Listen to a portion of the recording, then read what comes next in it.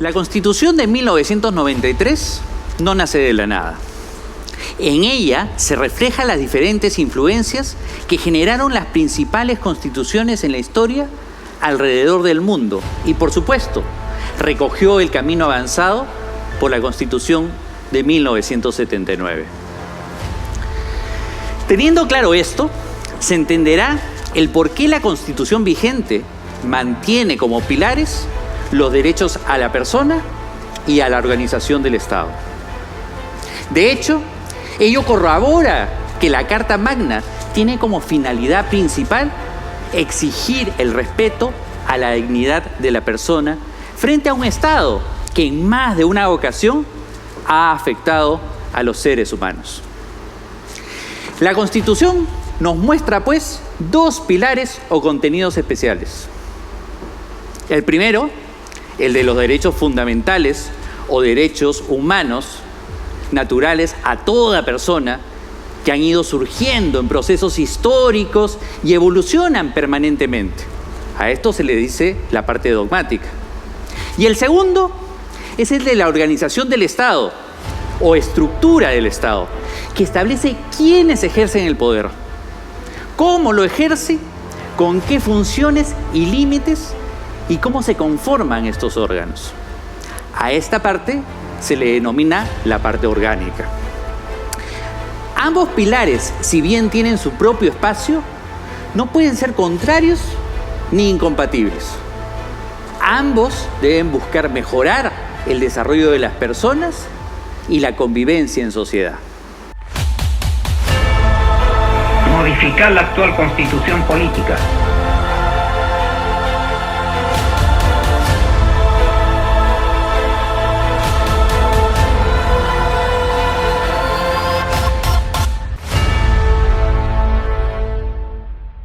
Empezamos por los derechos fundamentales.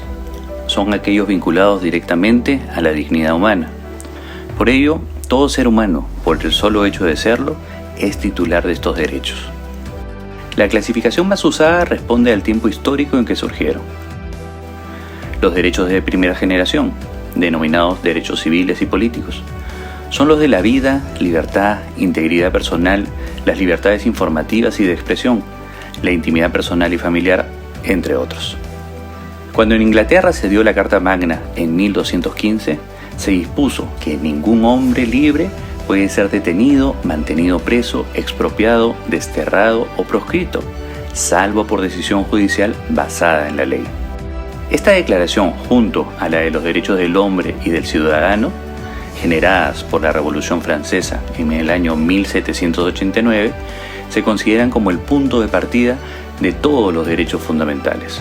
Los derechos de segunda generación, denominados derechos económicos, sociales y culturales, aparecen en la Constitución Mexicana de Querétaro de 1917 y en la Alemana de Weimar de 1919. Asimismo, son acogidos también por la ONU. Estos derechos surgieron como un medio para superar las desigualdades de las personas que afectaban a la mayor parte de los individuos. Los derechos de segunda generación son el derecho al trabajo, los derechos sindicales, la seguridad social, la alimentación, el vestido, la vivienda, la salud, la educación, el acceso a la ciencia y a la cultura, entre otros. Los derechos de la tercera generación, denominados derechos de solidaridad, son un conjunto de derechos que implican el esfuerzo internacional, global, general de las naciones. Fueron denominados derechos de solidaridad ya que dependen de la interrelación entre las naciones. Surgieron en la década del 70. Se trata de los derechos a la paz, al medio ambiente sano y equilibrado, al patrimonio común de la humanidad, entre otros. Resulta importante observar que para asegurarnos que estos derechos no solo sean declarativos, es que no solo se desarrollen las garantías o procesos constitucionales, aspecto al que nos referiremos más adelante, sino también se diseña una organización del Estado que respete a cada uno de dichos derechos. Respecto al segundo pilar de la Constitución, es decir, la organización del Estado, debemos tener en cuenta el principio de separación de poderes, así como los regímenes políticos y formas de gobierno. La separación de poderes fue formulada por Montesquieu en el siglo XVII y reflejada en las transformaciones logradas en un primer momento por la Revolución Francesa. Con la finalidad de asegurar la libertad de los individuos, Las funciones básicas del Estado para su adecuado ejercicio deben estar distribuidas entre entidades distintas para evitar la concentración del poder y el despotismo de los reyes absolutistas. Por ello, los tres poderes deben estar atribuidos a órganos diferentes y separados. Actualmente, la separación de poderes ha evolucionado gracias a su interpretación no rígida, convirtiéndose más bien en una distribución de funciones y equilibrio. Para hablar sobre los regímenes políticos y formas de gobierno, debemos partir sobre la base histórica del gobierno de los monarcas. España, hoy, por ejemplo, es una monarquía parlamentaria, donde el rey reina, pero no gobierna. Como contraparte de la monarquía y por el proceso de independencia de las 13 colonias de Inglaterra en 1776, surgió la República. El estado del debate actual ya no es entre monarquía y república, sino a su interior, si es mejor la forma de gobierno presidencial o la parlamentaria. Cabe aclarar que la forma de gobierno destaca cuál de estas ejerce el mayor poder. En el caso de la República del Perú, diversos autores coinciden en que se trata de un régimen presidencial, en tanto el presidente peruano es jefe de Estado y jefe de gobierno.